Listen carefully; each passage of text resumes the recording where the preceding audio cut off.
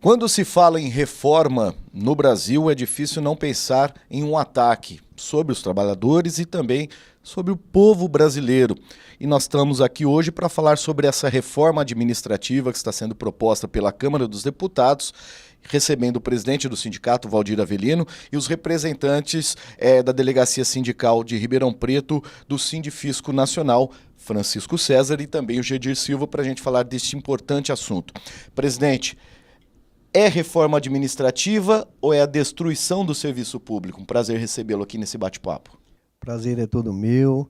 Mais uma vez agradecer ao Chico pelo convite de pronto para falar um pouco daquilo que está para vir de mal para o servidor público municipal, essa reforma administrativa, e o Jadir também aqui para estar dando essa entrevista. É uma honra muito grande ter vocês aqui na nossa entidade. Moraes, é lamentável viver o que nós estamos vivendo hoje, dentro dessa reforma administrativa, cada dia mais querendo tirar direito dos servidores, querendo cada vez mais achatar o atendimento à nossa sociedade. Então, o que nós estamos vendo hoje aqui é terrível você ver querer acabar com o serviço público. E acabando com o serviço público, é claro que o servidor público é o primeiro que está ali, que vai ter esse prejuízo de pronto.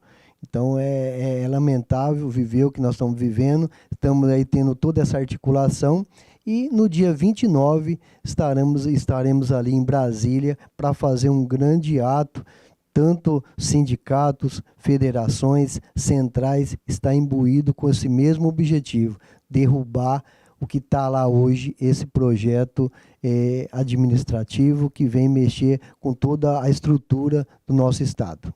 Chico, quando a gente ouve o pessoal falar sobre reforma administrativa, e ele vem com uma série de palavras até bonitas, né? Modernização, redução de gastos e tudo mais, mas o que a gente percebe é que a finalidade é um exagero dizer que acabaria realmente com o serviço público que a gente conhece e com esse Estado que a gente oferece ao povo brasileiro? Bom dia, Valdir, bom dia, Moraes, bom dia a todos os servidores municipais que estão nos assistindo, estão nos ouvindo. Essa chamada reforma administrativa, ela tem muitos defeitos. E o principal defeito dela é que ela é uma encomenda de setores econômicos e financeiros, né, para um grupo de trabalho no Congresso, e visa colocar uma palavra central, e é importante que os servidores tenham noção disso, é de retirada de privilégios. Nós temos na Câmara de Deputados, no Congresso Nacional, projetos de lei que, se fossem enfrentados, esses privilégios seriam normalizados, seriam retirados, enfim. Agora, como existe uma proposta de privatização dos serviços públicos, de situações que nós contratamos lá na Constituição de 1988, que fez 37 anos, nós contratamos um Estado democrático de direito e um Estado social, onde nós teríamos que diminuir a questão da fome, a questão da miséria e trazer mais igualdade ao povo brasileiro. E essa proposta de reforma administrativa, ela não enfrenta os problemas que realmente nós temos. É uma encomenda da iniciativa privada de grupos empresariais para se apropriar do Estado e dos serviços públicos, e para isso ela tem que jogar os servidores contra a população. Didier, quando a gente ouve diminuição de custo, na verdade não é diminuição de custo, é diminuição de investimento no serviço público, que automaticamente vai culminar com um Estado mínimo e não um Estado máximo, e um Estado que a gente percebeu durante a pandemia, que acolheu o seu povo brasileiro. É um risco em transformar o serviço público de qualidade em uma mercadoria que vai custar caro para o povo brasileiro? Olá a todos, olá Moraes, olá Valdir, obrigado pela oportunidade de esclarecer alguns pontos aqui acerca dessa reforma administrativa, para que a gente entenda os riscos que estão sendo colocados sobre a prestação de serviço público no Brasil. A Constituição Federal de 1988 dotou o Estado com a ideia de um estado de bem-estar social, em que nós temos um amplo sistema de saúde, um amplo sistema de educação pública e gratuita, que vai desde do ensino básico até a universidade. É esse estado que está em ataque. A flexibilização das relações de trabalho entre servidor e Estado permitindo que esses servidores sejam precarizados e afastados. Vejam bem, é isso que está em risco, né? A precarização das relações entre Estado e servidor e o afastamento desse servidor através dos instrumentos colocados pela reforma administrativa, de forma clara a propiciar que o Estado se afaste de algumas funções e essas funções sejam ocupadas pela iniciativa privada. E é óbvio, nós vamos afastar grande parte da população de acesso a esses serviços, porque esses serviços passariam a ser cobrados.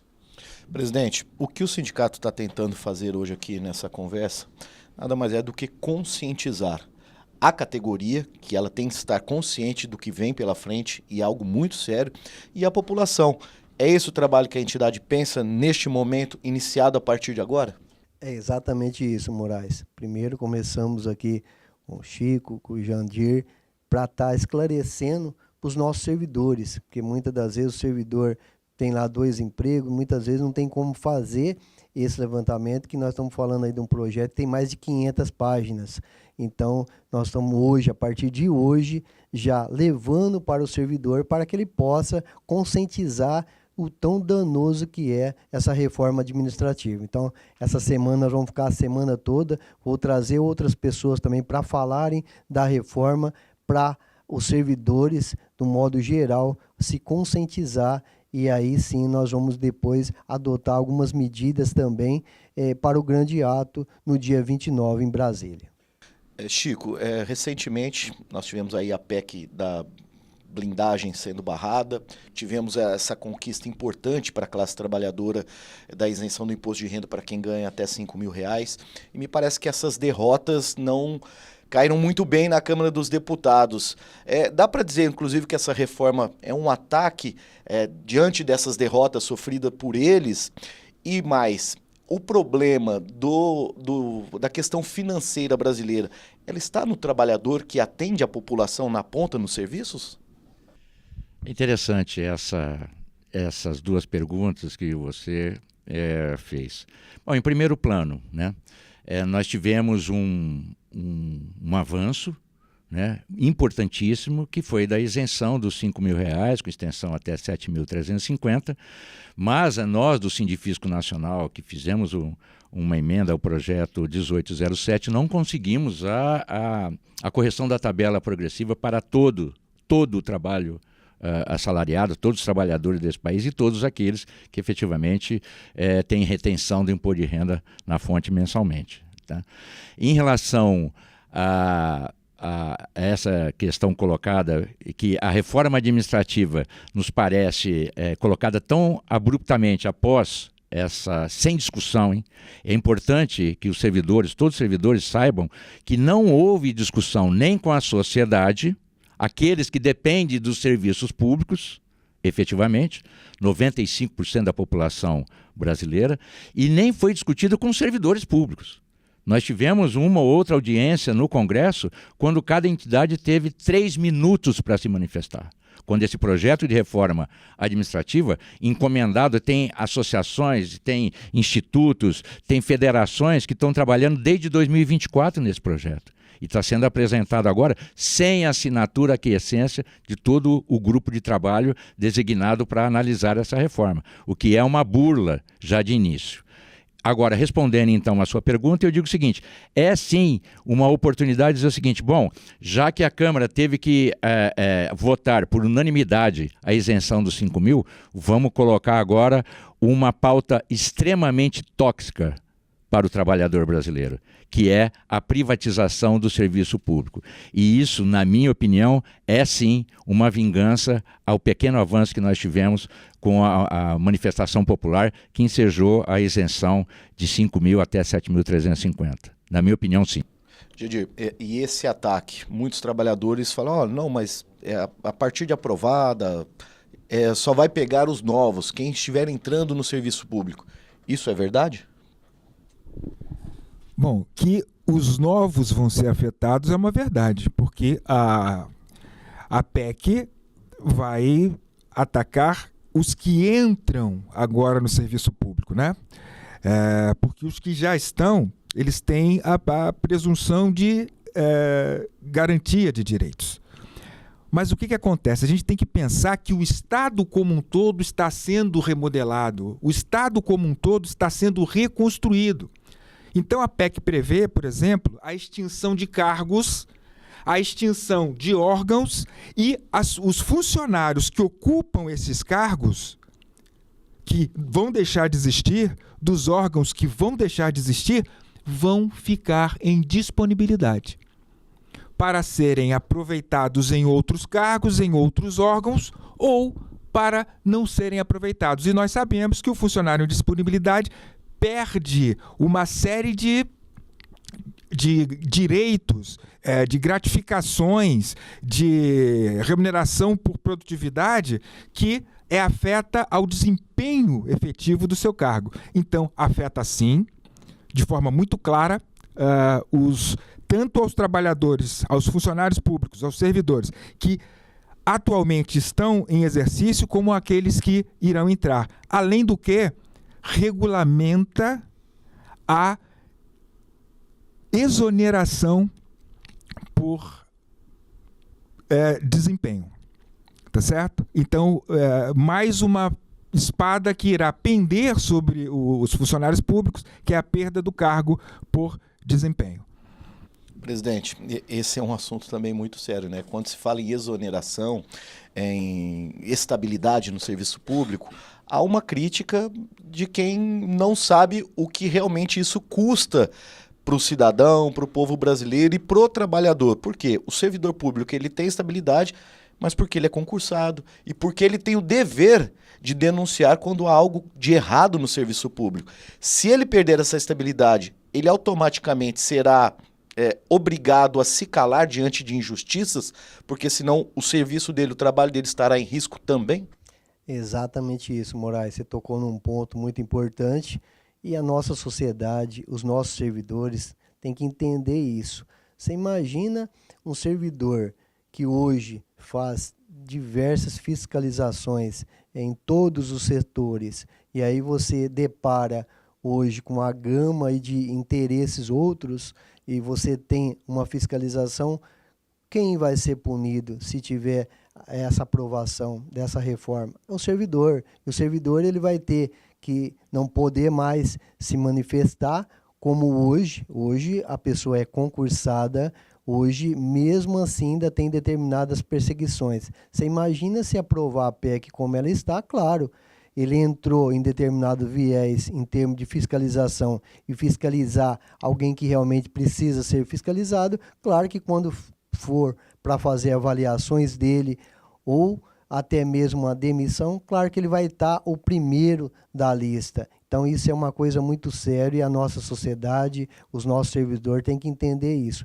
Por isso que nós somos concursados para realmente fazer o trabalho que tem que ser feito por nós, servidores públicos municipais, estaduais e federais. Chico, nós já estamos aqui caminhando para o final desse bate-papo, mas muito desta reforma administrativa eles falam em privilégios e privilegiados. Os trabalhadores, os servidores públicos fazem parte desses privilégios e privilegiados? Moraes, definitivamente, quando a gente analisa a massa de servidores públicos no país, a remuneração, as vantagens em relação às atribuições, prerrogativas e tal, verifica-se que nenhum dos servidores do Executivo que estão sendo atacados por exemplo, eles recebem mais que o teto do próprio Supremo Tribunal Federal, né? Há alguma distorção sobre esta ou aquela categoria, mas não se pode dizer que aos servidores para os quais nós estamos nos dirigindo, né, haja privilégios.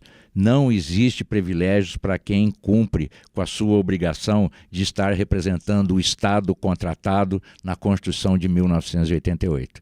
Isso que é importante.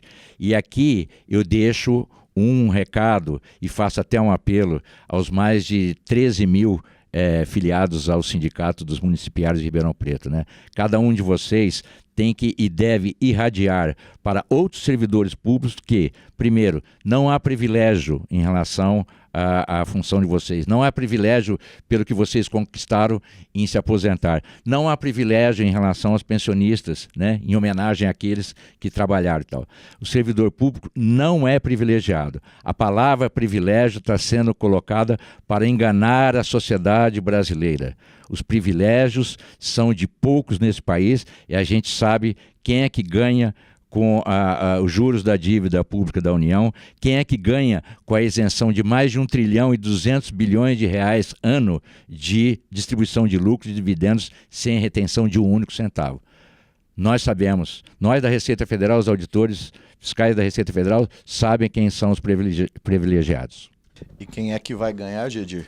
Caso o Estado seja reduzido ao mínimo possível e esse serviço que hoje é prestado de forma gratuita à população se torne uma mercadoria. Mobilização é a palavra de ordem para os trabalhadores e para o povo brasileiro? Bom, mais uma vez, quem iria ganhar seria o mercado, seria a iniciativa privada que herda esse setor do Estado que deixa de ter a possibilidade de prestar os seus serviços. Mas eu queria aqui chamar a atenção para a função de cada um dos colegas servidores públicos que nos ouvem nesse momento. Eu acho que o mais importante, a função principal que nós temos aqui é de despertar em cada um de vocês a possibilidade de luta, a possibilidade de defesa do Estado brasileiro, da administração pública brasileira, da possibilidade da prestação de serviço público de qualidade que é feita por todos nós, servidores públicos. Olhem isso como uma questão mais do que simplesmente corporativa, mas como a defesa do Estado brasileiro, do estado de bem-estar social desse país. Gedir, obrigado pela sua presença e esse esclarecimento muito importante aqui para os nossos servidores. Obrigado. Chico, obrigado também pela sua presença, essas explanações feitas. Importante, além dessa conscientização, também é importante que o trabalhador coloque a mão na massa e faça a sua parte para evitar esse ataque à classe trabalhadora. Sem dúvida. Nós, servidores públicos, representamos o Estado que contratamos em 5 de outubro de 1988. Agradeço, Chico, presidente, e a direção do sindicato com esse trabalho inicial de conscientização, mas tem o trabalho também de colocar a mão na massa, estará presente no dia 29, no ato em Brasília. Eu que agradeço aqui, mais uma vez agradeço o Chico, Jadir e você, servidor, que está nos acompanhando, e pode ter certeza que nós vamos derrubar essa pedra, nós vamos matar ela no ninho. E por isso precisamos de você, do teu apoio, e para ouvir essa mensagem e também triplicar essa mensagem para que outros servidores possam ter também essa mobilização daquilo que nós estamos falando aqui na nossa entidade.